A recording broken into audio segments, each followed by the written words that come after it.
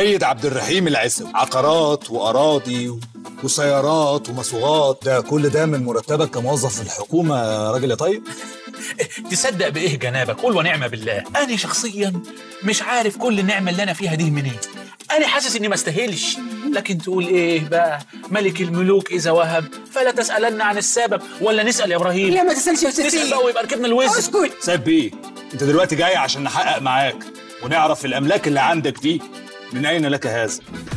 ما تيجوا نشوف.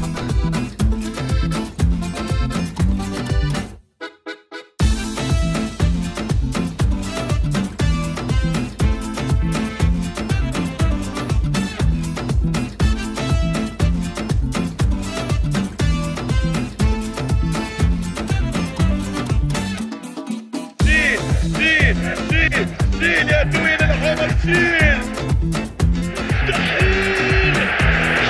هذا لا يحدث كل يوم.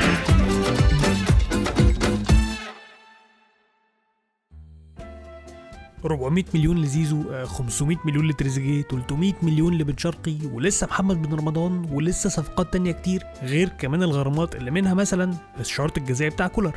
فيا ترى الاهلي بيجيب الفلوس دي كلها منين؟ يعني هل ارباح البطولات اللي الاهلي بياخدها والاهلي فعلا فريق ناجح تكفي كل اللي بيحصل ده؟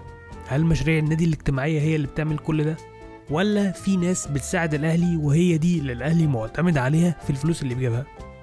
بس بما اننا بنتكلم عن الاهلي وعن مكاسب الاهلي فلازم نتكلم عن الكوره بشكل عام. ما احنا لازم برضه نبقى عارفين، هل كرة القدم كاستثمار يعتبر استثمار مربح للدرجة دي؟ هل كرة القدم بتكسب للدرجة دي؟ وهنا هنتكلم على نادي يعني استثماري فعلا، لان في انديه زي مثلا مانشستر سيتي اهدافها مش اقتصاديه، او انديه زي تشيلسي مع رومان ابراموفيتش لما اتسال بنفسه عن الفلوس يعني في الكوره قال لك انا مش مهتم بالفلوس للدرجه دي، كل اللي انا مهتم بيه النجاح والبطولات. فهناخد مثال زي ليفربول تحت قياده الاف اس جي. حسب اخر ميزانيه معلنه لليفربول فالنادي حقق عائدات في 2024 بقيمه 614 مليون باوند. طيب 614 ده حلو جدا، طب اكيد الكوره كده بتكسب، ولكن لا، لان دي اول مغالطه. الرقم ده مش الارباح، الرقم ده هو العائدات او الريفينيو. الريفينيو ده بتخصم منه بقى كل المصاريف اللي انت بتصرفها على النادي، مرتبات اللعيبه، مرتبات الستاف، كل المصاريف دي يعني، وبعد كده بيطلع لك رقم. الرقم ده هو البروفيت او الارباح، تمام؟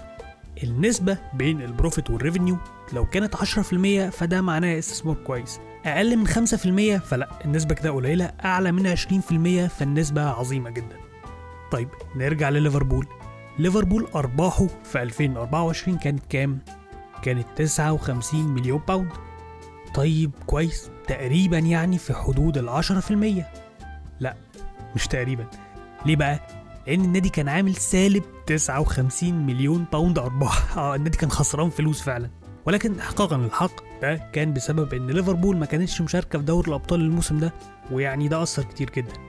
ولكن السنه اللي قبلها لما النادي كان مشارك فعلا في دوري الابطال كان محقق ارباح بقيمه سالب 11.5 مليون باوند، يعني هو برضه كان خسران، واللي قبلها كان سالب 9 مليون باوند.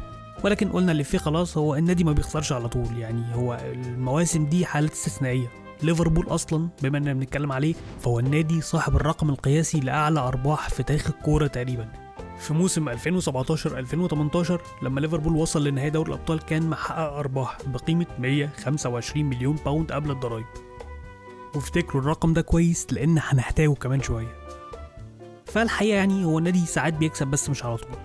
وهنا ممكن حد يسال سؤال منطقي، وهو طب ملاك الانديه بيستفادوا ايه بقى من النادي طالما هو ما بيكسبش على طول؟ احب اقول لك ان ملاك ليفربول اشتروا النادي في 2010 بقيمه 300 مليون باوند او 400 مليون دولار. حاليا قيمه النادي تقريبا 6 مليار دولار. هتقول اهو كويس جدا، فده معناه ان قيمه النادي بتزيد، ولكن برضه اقول لك لا مش للدرجه دي. لان مثلا من 2020 لحد 2025 قيمه ليفربول اتضاعفت تقريبا. في نفس الفتره دي في شركات زي اوبن اي اي قيمتها اتضاعفت 20 ضعف، نيفيديا مثلا قيمه الشركه اتضاعفت 15 ضعف تقريبا، او حتى الشركات اللي كانت مشهوره من قبل كده يعني زي ابل قيمه السهم اتضاعف 3 اضعاف تقريبا. فالخلاصه يعني الكوره ساعات بتخسر، لما بتكسب ما بتكسبش قوي، قيمه النادي ما بتزيدش للدرجه دي. مفيش فلوس يا عم. والنموذج الوحيد اللي ممكن يكسب اي مستثمر من الكوره هو نموذج الاف اس جي. تشتري نادي ليه بوتنشال برقم قليل وتكون محظوظ كفايه ان مدرب زي يورجن كلوب يجي يخاطر مع المشروع بتاعك وما ياخدش منك اي فلوس، يخلي النادي على طول يفضل ينافس، يخلي النادي محافظ على مستوى نجاح معين يحقق له زياده في القيمه وارباح برضه. انا عارف والله ان انا سويت الموضوع قوي، يعني مش معقول الكوره وحشه للدرجه دي، ولكن لو عايز بقى تشوف السواد اللي بجد فأحب أقدم لكم كرة القدم كاستثمار في ماما أفريكا. أنا دلوقتي لسه قايل إنك محتاج تحقق نجاح بالنادي بتاعك علشان الكرة تكون استثمار مجزي إلى حد ما. إيه النجاح ده في أفريقيا وفي أوروبا؟ وهنا هناخد الأهلي كمثال باعتباره يعني أنجح نادي في أفريقيا بفارق كبير أوي عن أي حد، وعايزين برضو نفصل بين الأهلي كنادي وبين قطاع كرة القدم في الأهلي. في 2024 قطاع كرة القدم في الأهلي محقق أرباح بقيمة 68 مليون جنيه. هو أولا يعني كتر خيره إن هو حقق أرباح أصلا، ولكن الرقم مضلل إلى حد ما، لأن مثلا في $1,700,000 نظير المشاركة في بطولة السوبر الأفريقي، البطولة المستحدثة اللي ما اتعملتش تاني. دول لو كنت شلتهم من الميزانية كان زمان الأهلي خسران فلوس عادي جدا، ولكن تجاهل ده وتجاهل أي حاجة تانية، وهنعتبر ان الاهلي لو عمل موسم كويس اللي هو خد فيه دوري ابطال افريقيا وخد دوري وطلع تالت كاس عالم هيحقق ارباح بقيمه 70 مليون جنيه مصري. تمام، افتكروا الرقم ده كويس علشان هنستخدمه كذا مره بعد كده. المهم، من شويه انا قلت ان اعلى او انجح موسم في تاريخ ليفربول وفي تاريخ الانديه بشكل عام كانت الارباح اللي حققها ليفربول في موسم 17-18. المفارقه بقى ان ليفربول في الموسم ده ما كسبش اي حاجه، خسر نهائي دوري الابطال وكان طالع رابع دوري وما كسبش اي بطولات. وده اللي يوريك الفرق بين اوروبا وبين افريقيا من ناحيه توزيع الجوائز الماليه. ازاي؟ يعني مثلا الاهلي الموسم ده طلع من نص نهائي دوري ابطال افريقيا. لو جيت تشوف نفس السنه بتاعه ليفربول هتلاقي ان اي سي روما طلع برضو من نص نهائي دوري ابطال اوروبا، ولكن روما في الموسم ده كان محقق ارباح من دوري ابطال اوروبا بقيمه 83 مليون يورو. البطل ريال مدريد كان محقق 88 مليون يورو. هنفرض ان لو روما كان وصل للنهائي كان هياخد نفس ال 88 مليون يورو، فده معناه ان روما خسر تقريبا 5 مليون، يعني خسر 5% او اقل بسبب ان هو ما قدرش يوصل للنهائي ويكسب البطوله. ولو حسبت برضو الفلوس اللي خسرها بسبب عدم مشاركته في كاس العالم للانديه فهتلاقي ان مجملا يعني روما خسر 7-8% من قيمه كل الفلوس اللي كان ممكن يحققها لو كسب البطوله فعلا. تعال بقى بص على الاهلي السنه دي طلع من سان داونز من نص نهائي دوري ابطال افريقيا. الاهلي خد $1,200,000 مقابل الوصول لنص نهائي دوري الابطال. كان ممكن ياخد $2 مليون لو وصل للنهائي، وكالعاده لو كان كسب كان هياخد $4 مليون، فده معناه ان هو خسر تقريبا $3 مليون بسبب عدم وصوله للنهائي وفوزه بالبطوله.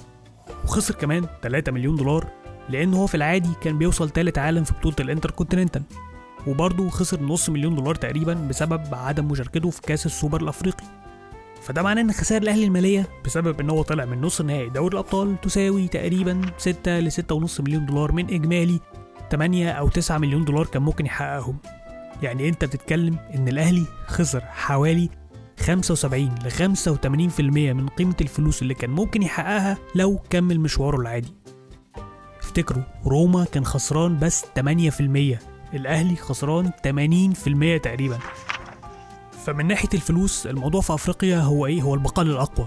حجم ولا بالسهل. ده بالعكس، في سنين كمان الاهلي بيكون محقق فيها كل الكلام ده وكسبان دوري ابطال افريقيا وسوبر افريقي وواصل ثالث كاس عالم وكل الكلام ده، وبرضه بيطلع خسران فلوس في الاخر.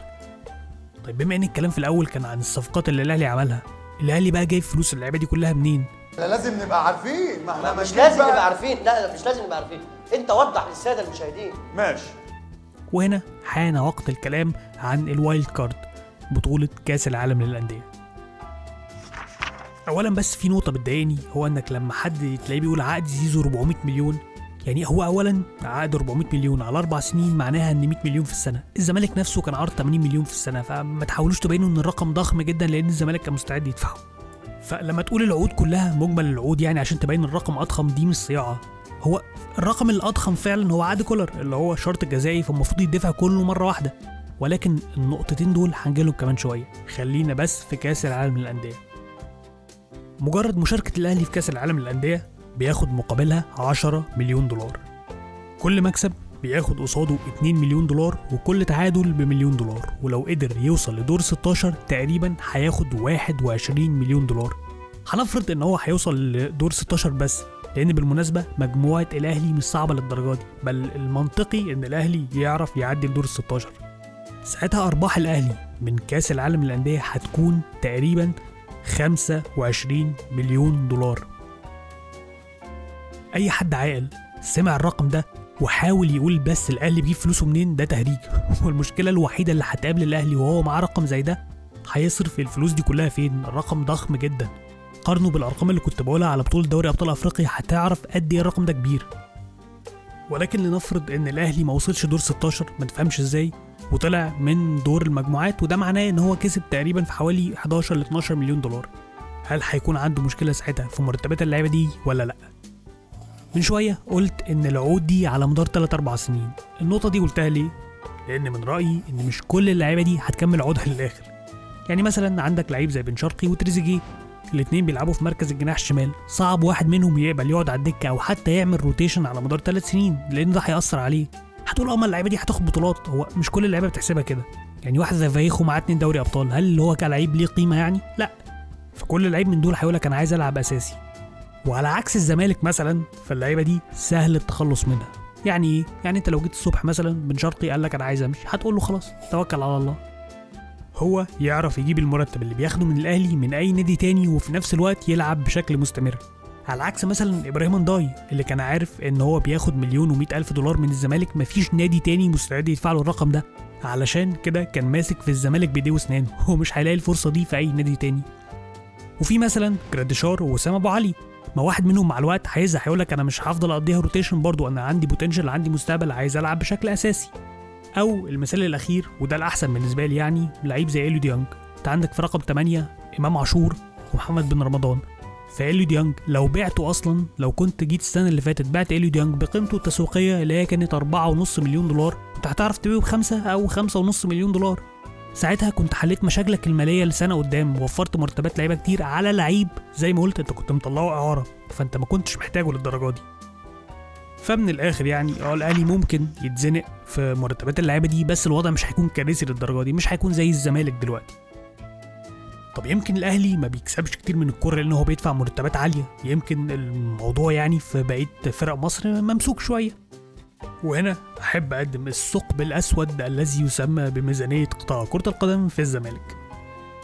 في جمله سمعتها كتير قوي من جمهور الزمالك الفتره اللي فاتت، وهي فقه الاولويات. لو بصوا يا جماعه، احنا ايه بقى؟ احنا المفروض نقلل الانفاق على العاب الصالات لانها بتخسر كتير قوي، ونركز الانفاق على قطاع كره القدم، ولما القطاع يكسب ويطلع فلوس هنصرف على الالعاب التانيه. ولكن لو انت معايا من اول الحلقه، فانت هتلاقي نفسك بتسال طب ده الاهلي نفسه قطاع كره القدم ما بيطلعوش فلوس بعد كل اللي بيعمله ده، فيا ترى قطاع كره القدم في الزمالك هيطلع ايه؟ والحقيقه تعالوا بقى نبص على ميزانيه قطاع كره القدم في الزمالك اخر 5 سنين عشان نعرف قطاع كره القدم بيطلع ايه فعلا. هو الميزانيات برضو هتكون ملخبطه شويه لان الارقام مش سهل الوصول ليها زي اوروبا.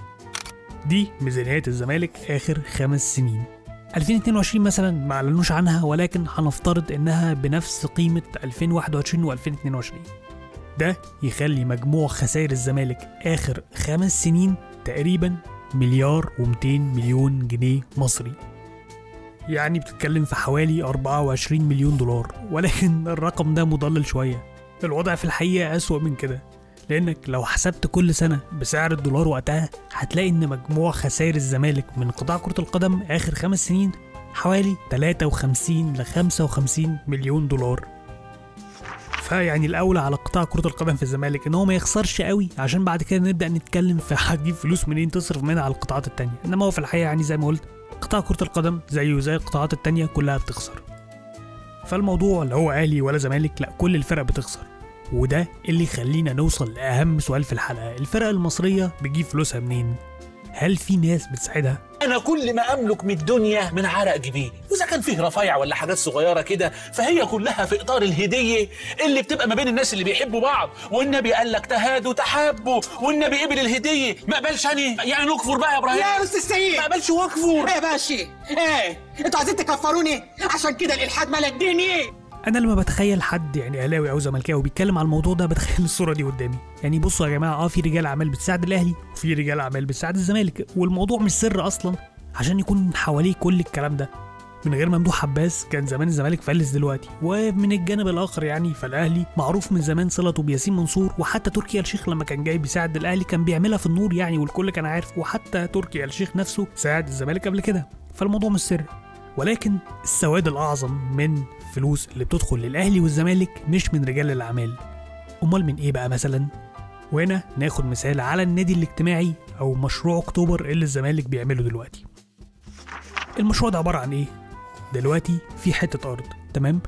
الارض دي هتتبني نادي اجتماعي، لسه مفيش اي علاقه بالكوره لحد دلوقتي. هيجي ناس اعضاء يدفعوا فلوس عشان يشتركوا في النادي الاجتماعي ده، تمام؟ لسه مفيش كوره برضه، صح؟ فالزمالك هياخد الفلوس دي يصرف بيها على النادي ويصرف بيها على قطاع كره القدم. فهو المشروع اللي بيصرف على الاهلي والزمالك في الاخر هي المشاريع الاجتماعيه اللي الاثنين بيعملوها. فيعني مشروع ارض اكتوبر زي فرع مدينه نصر، الكلام ده بيدخل فلوس فعلا للانديه. انا مش فاهم ليه الناس بتتكلم بسخريه قوي عن المشاريع دي. والحقيقه دي فرصه مثاليه جدا ان انا اتكلم على اعظم رئيس دخل في تاريخ نادي الزمالك، وهو الكابتن حلمي زموره. لو حد قبل كده سمع موضوع سور نادي الزمالك، فيعني اعتقد راي الناس فيه ان هم متخيلين ان هو بوتيكات ومحلات يعني ب2.5، فمش متخيلين قد ايه السور ده والمشروع ده بيدخل فلوس للزمالك.